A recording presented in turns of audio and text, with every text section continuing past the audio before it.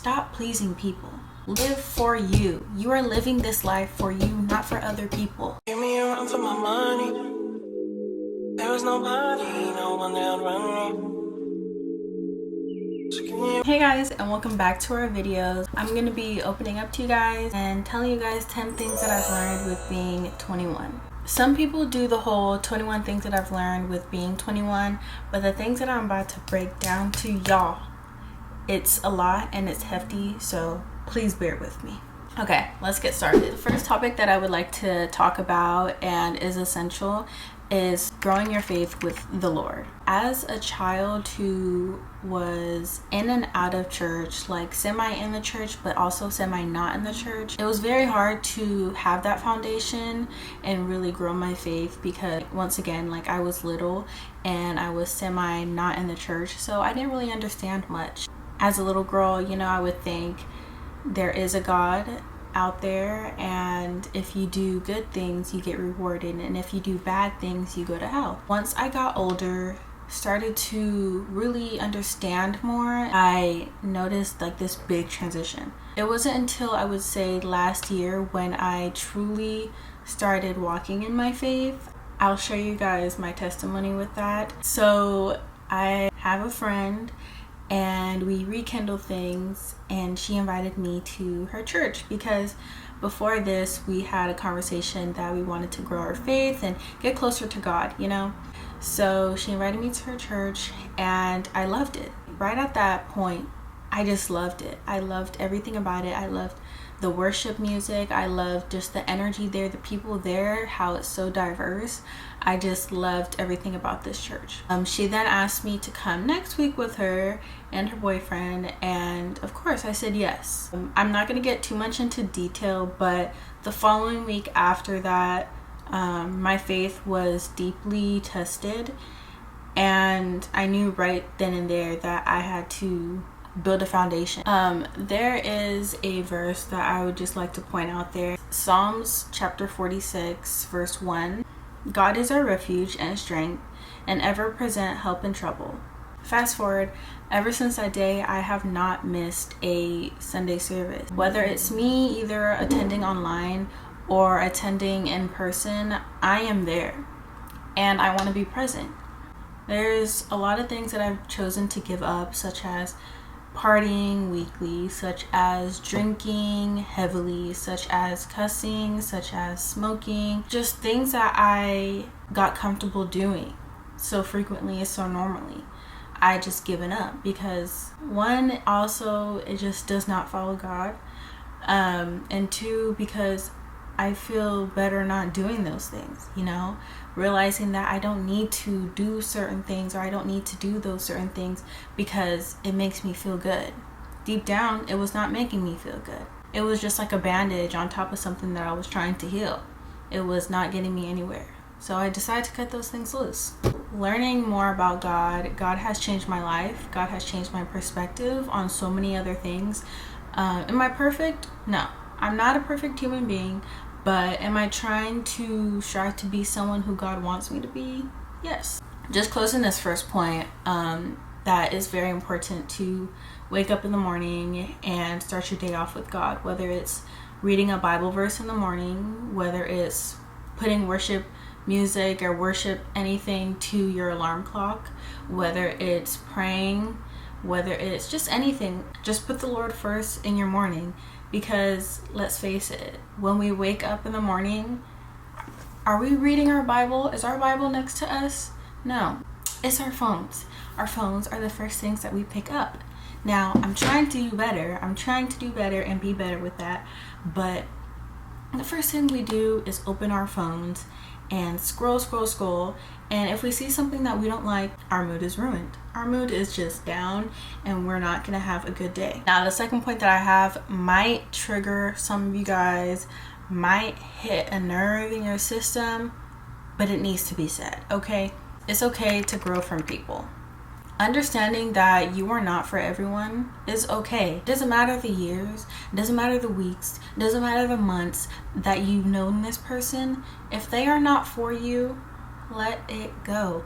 I've had this issue for years, and it didn't take me until now to figure it out, but stop pleasing people. Live for you. You are living this life for you, not for other people. Stop trying to please people. When you let someone consume you, you become so anxious. This is just a brutal, honest truth because I need you guys to hear this. You can't go far with people who are constantly making you feel like you're not what they need you to be. That's all I'm gonna say because I know I triggered y'all. I know I hit a nerve right there, okay? But trust me, from someone who constantly was seeking people to like them, people to just be on their side, people to just understand them, let it go. Topic number 3. Life is a learning process. As human beings, we are born to make mistakes. Throughout your life, you're going to go through different stages. You're going to meet certain people. You're going to experience new things. And that makes you who you are today. Who you were a month ago, who you were a week ago, who you were a year ago is not the same person you are now. Please understand that. You are constantly changing. You are not the same person you were before. Stop sinking into that hole, thinking that you're just this person who is constantly making mistakes and mistakes. It's okay to make mistakes. You're learning. And let me tell you this. Sometimes we can feel like a big mistake is going to last forever. But let me tell you, that big mistake that you're encountering is a life lesson. It's not forever. Your emotions, not forever. Peer pressure is your worst enemy. Peer pressure works with the devil. Don't engage in it. Don't engage in it. And it's easier said than done, of course. Of course it is. Just pause and listen is what you really have to do in that situation. But that peer pressure and that temptation can cause a lot of harm. I've been in situations where it feels good in the moment, for sure. But that utter feeling that you get at the end is not worth it. We have a self-conscious, right? And the Holy Spirit works in many ways that you can't even see yourself. It's constantly fighting battles for you. We have a self-conscious that tells us and warns us, hey, maybe you shouldn't be doing this, then the third. And when we tend to ignore that feeling, 9 times out of 10, something bad is bound to happen, correct? Quality over quantity. Stay with me. Stay with me, y'all. When you get into certain friend groups, pay attention to how you feel after you guys are done hanging out. Does your social battery feel like it's out? Do you feel like, I just want to go home? Do you feel like the sense of deep down, this is just not for me? Really listen to that thought in your head that is telling you it's not good for you. I would say surround yourself with people who make you feel good afterwards. You'll feel 10 times better. But you also want to keep the friends that are not going to tell you what you want to hear, but what you need to hear. Those friends, hold them closely. Please. Value those friends because you need to hear what you may not want to hear. It's cool to have a friend that tells you, yes, do this and do that. Like, I agree with you, girl. It's cool to have those people. But are they good for you in the long run? No. You're not going to want to be with somebody who just tells you what you want to hear. There needs to be a boundary. There needs to be a line. You don't want to be friends with somebody or just be in a relationship with somebody who's just going to tell you and feed you what you want to hear. At the end of the day, they don't want what's best for you.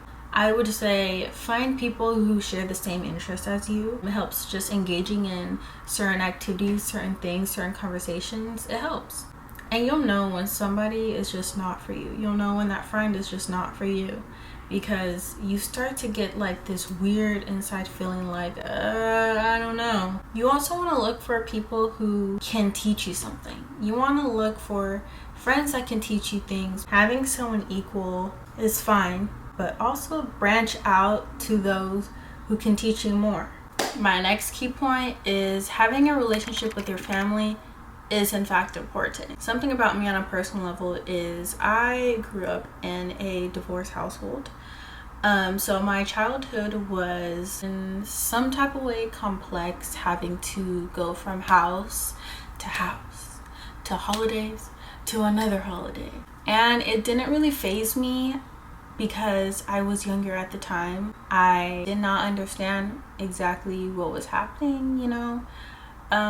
But as you get older, as you start to engage in conversations, as you start to grasp certain things, you know, as a kid could sense anything. A kid could sense when their parents are arguing. A kid can sense when, you know, your parent is not happy. So growing up, experiencing friends, experiencing boys, I grew this resentment towards a parent.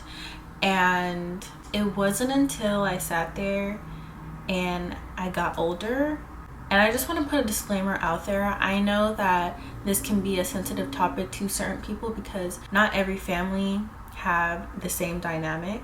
So this is just my experience that I'm sharing. So once I really understood that, you know, this parent holds a lot of value to me, my mind started changing. I started wanting to build a healthier relationship with that parent. You know, there's a saying that it's your parents' first time living too, and that hit hard. That really hit hard because when you really think about it, it is their first time living. Like, yes, they're an adult and they know a lot, such as we know a lot. It's also their first time experiencing their first things, their first kids, their first divorce, their first house. It's their first time experiencing so many new things. Give your parents grace, pray for them, and with whatever you want to do with the situation, either wanting to build that and mend it or leaving it, it's up to you. If I'm going to be honest, like, I've caught myself really just enjoying my company with my family. I think I spend more time with my family than I do outside with my friends, and I do love it. I do enjoy it, and it feels great. Okay, and the next one is trusting the process. And I love this saying so much because I had a volleyball coach, Coach Ahmad, if you're watching this. My volleyball coach would always say this reference, and I just remember our team getting so frustrated because what do you mean by that? What do you mean by trusting the process? We're about to lose a game and you want us to trust the process? It's crazy. Take that saying a lot into anything I do with life. I can be a person who just wants to have control of things, and when it's in my control, I feel like everything will be okay, you know. But gradually through time, I'm telling you, that's not the way. It's not the way. You need to take things slow. When you do things so fast, it screws it up. It messes things up, and it's not done correctly because you didn't take your time.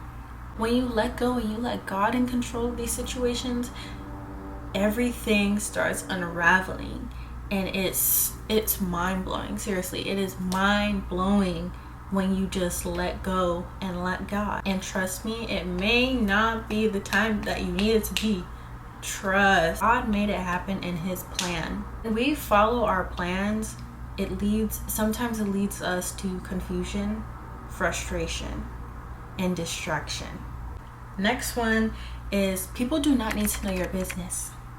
Stop sharing your business. They don't need to know. Stop telling people, hey, I might apply for this job, but I don't know yet. Tell them I got this job. If you really want to engage with other people and tell them your successes, don't tell them what you're going to be doing. Tell them what you already did. People are constantly looking down and secretly plotting on you. It's scary because you would have never guessed it was your best friend. You would have never guessed it was Jerry, Jimmy. Never. Stop telling people your business. There's secret watchers out there, and they want you to fail. See how much you can achieve when you don't tell people anything, and you'll see.